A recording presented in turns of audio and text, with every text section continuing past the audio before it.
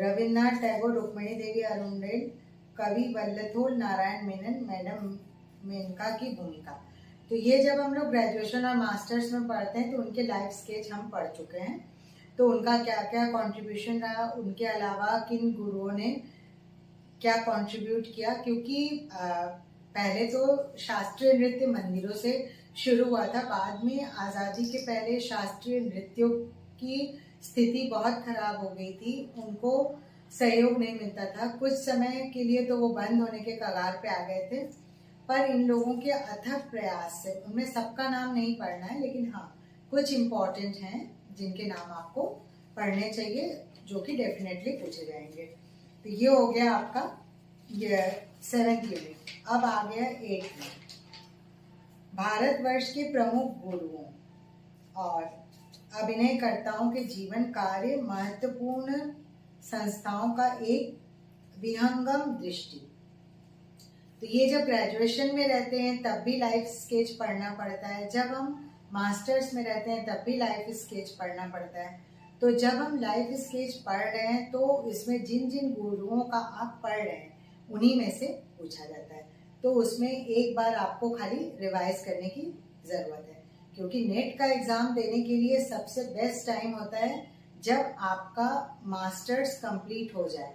उसके बाद अगर आप देंगे तो आपको डबल मेहनत नहीं करना पड़ेगा, क्योंकि उस सिलेबस का एटलीस्ट काशी हिंदू विश्वविद्यालय में तो पूरा कवर होता है, क्योंकि उसमें काफ़ी चीज़ें हम लोगों को लाइफ स्केच के माध्यम से पता चली थी।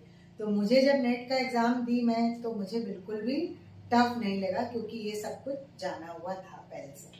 तो बाकी आप कैरियर लेके अगर सीरियस है ना, तो वीडियो को देखिएगा तो आपको समझ में आएगा कि हमारे विश्वविद्यालय में डांस वाले डिपार्टमेंट में पढ़ाई किस तरह से होती है, कैसे तैयारी कराई जाती है कि आप नेट एक बार में क्वालिफाई कर सकते हैं।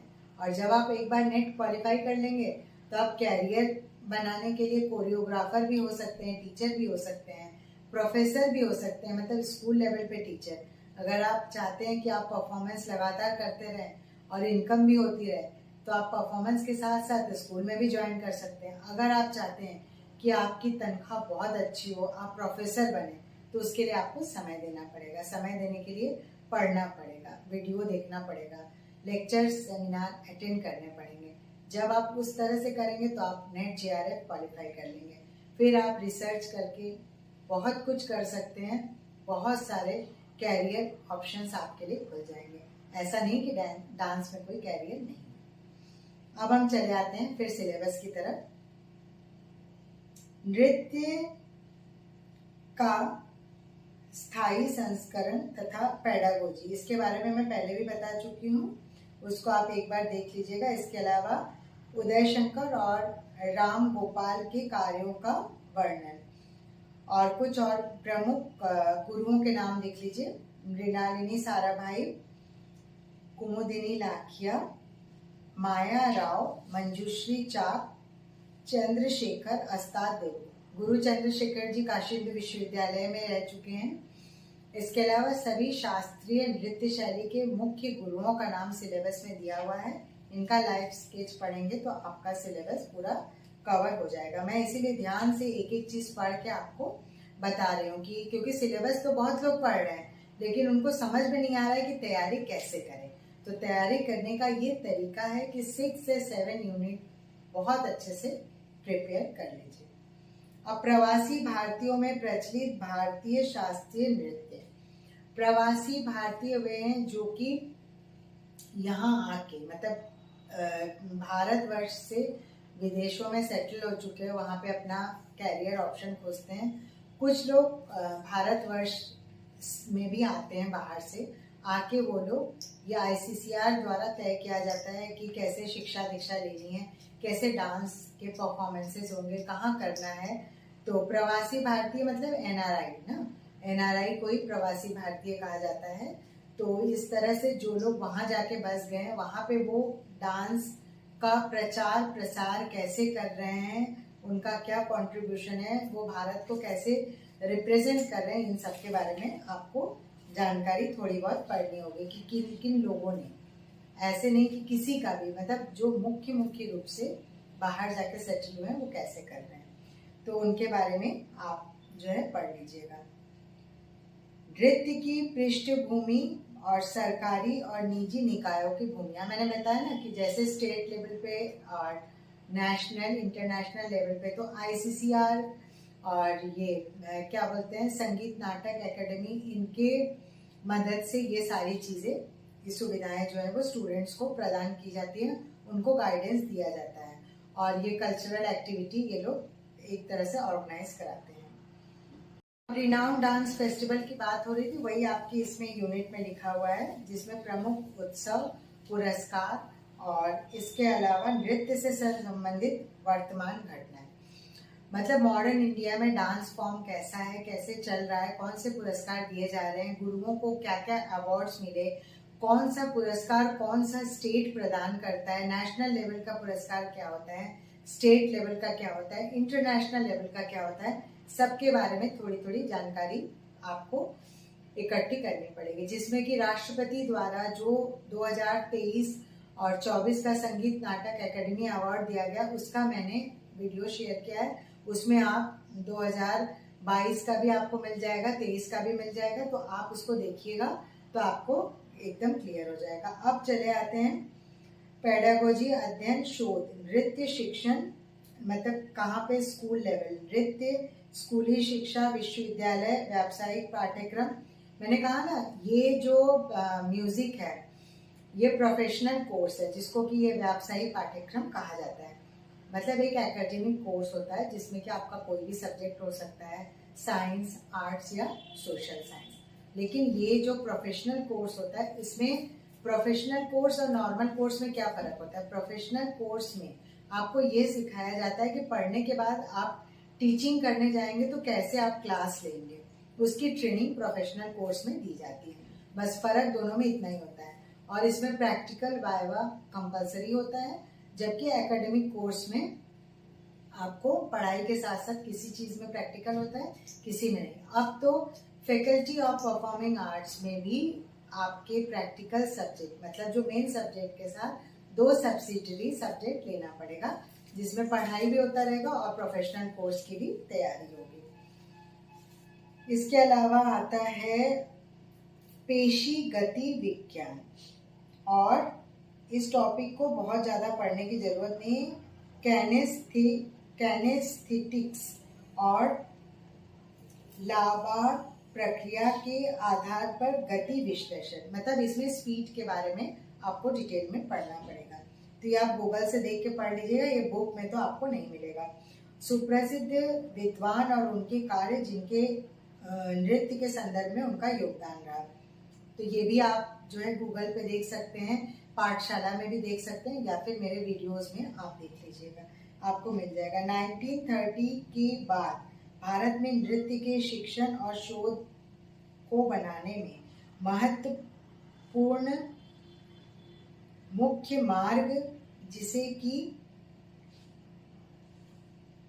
अनुप्रत्युत क्षेत्र, प्रति संस्कृति, शिक्षण एवं समरूप और शोध, मतलब ये इतना डिटेल में लिखा है, इसको देख के घबराने की कोई जरूरत नहीं। मतलब जब हायर लेवल पे जब डांस परफॉर्मिंग आर्ट्स एक पहुंच जाता है तो उसमें रिसर्च का कार्य कैसे होता है, किस तरह से करना चाहिए, इसके बारे में बताया गया। और ये बताया गया कि 1930 से लेके 1947 तक, मतलब इंडिया में डांस की स्थिति क्या थी, गुरुओं को किस तरह से संघर्ष करना पड़ा, नृत्य को कैसे पुनर्जीवित किया गया। और फिर ये आपके मास्टर्स के सिलेबस में है, बिफोर और आफ्टर इंडिपेंडेंस करके पहले ये दिया हुआ था, थोड़ा सा इसमें सिलेबस में इस बार थोड़ा सा चेंज किया गया है। तो अभी मॉडर्न जमाने में हमारे क्लासिकल डांस में किस तरह की चीजें हो रही हैं और पहले कैसे होती थी, उसके बारे में खाली आपको पढ़ना पड़ेगा। इसके बाद 10वां आएगा अंतर्राष्ट्रीय नृत्य एवं समव्यवहार, जिसमें वेस्टर्न बैले, अमेरिका, यूरोप और से शुरू करके इसका ओरिजिन डेवलपमेंट। तो वेस्टर्न बैले का 3 हमने वीडियो दिया हुआ है मेरे चैनल पे, जिसे आप देखिएगा तो आपको पता चलेगा। और एक शॉर्ट वीडियो है जिसमें रिटन फॉर्मेट में बैले मुख्य जितने भी कलाकार हैं उनका नाम है, इनका ओरिजिन डेवलपमेंट, ये जरूर पूछा जाता है। और कलाकारों के नाम को देके उसका क्रोनोलॉजिकल ऑर्डर पूछा जाएगा कि कौन सीनियर है कौन जूनियर है। ये भारतीय शास्त्रीय नृत्य की नृत्यांगनाओं गुरुओं के संदर्भ में ये क्वेश्चन डेफिनेटली आएगा। फिल्म इंडस्ट्री का जो डांस वाले मूवीज है उनमें किनका डांस डायरेक्शन रहा, कोरियोग्राफी रही, इसके बारे में जरूर पूछा जाएगा। कौन से कलाकार ने कौन सा नृत्य किया, किस गुरु को क्या मिला, ये किनका नाम बिरजू महाराज का खास करके पूछा जाता है। फिर पुरानी फिल्मों में वी शांताराम जी की का कंट्रीब्यूशन डांस के संदर्भ में, ये सब पूछा जाएगा। अब इसमें पाश्चात्य बैले में आपको और क्या देखना है, बस वही डिजाइन। अब इसको हम रख देते हैं सिलेबस को, ज़्यादा इसको कॉम्प्लिकेटेड ना बनाते हुए आसान शब्दों में मैं ये बताऊंगी कि वेस्टर्न बैले का ओरिजिन डेवलपमेंट कैसे हुआ, ये सब पढ़ना है। मॉडर्न डांस पढ़ना है। अन्ना पावालोवा, इसाडोरा डंकन, जिन्होंने कि बैले का विरोध किया, मॉडर्न डांस की शुरुआत की, फ्री स्टाइल डांस, जैज, फिर हिप हॉप, और ये सारा आपको पढ़ना पड़ेगा। उसमें कॉस्ट्यूम डिजाइन, ज्वेलरी, इसके बारे में सब कुछ पढ़ा जाएगा। क्लासिकल, न्यू क्लासिकल, कॉन्टेम्प्ररी, ये सब डांस के बारे में डिटेल पढ़ना होगा। वेस्टर्न बैले, इंडियन बैले का कंपैरेटिव स्टडी कैसे हुआ, ये पढ़ना होगा। चाइना का ड्रैगन डांस है, इसके अलावा श्रीलंका का कैंजियन डांस है, ये सब पूछा जाता है।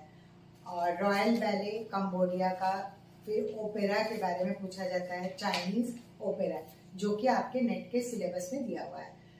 तो मैं उन लोगों के लिए एक ही बात कहना चाहूंगी, अगर कोई कर सकता है 10 यूनिट तो ही ट्राई करिए। अगर आपके नहीं हो पा रहे हैं तो आप 6 से 7 यूनिट कम से कम एकदम अच्छे से तैयार कर लीजिए, आपका एग्जाम बहुत अच्छा होगा।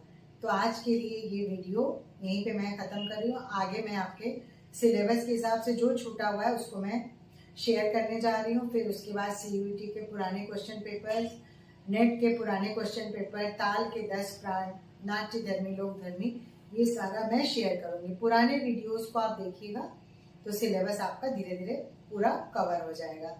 ये नया सिलेबस है, 2024 का है, तो इसको फॉलो करके तैयारी करेंगे तो आप क्रैक कर लेंगे।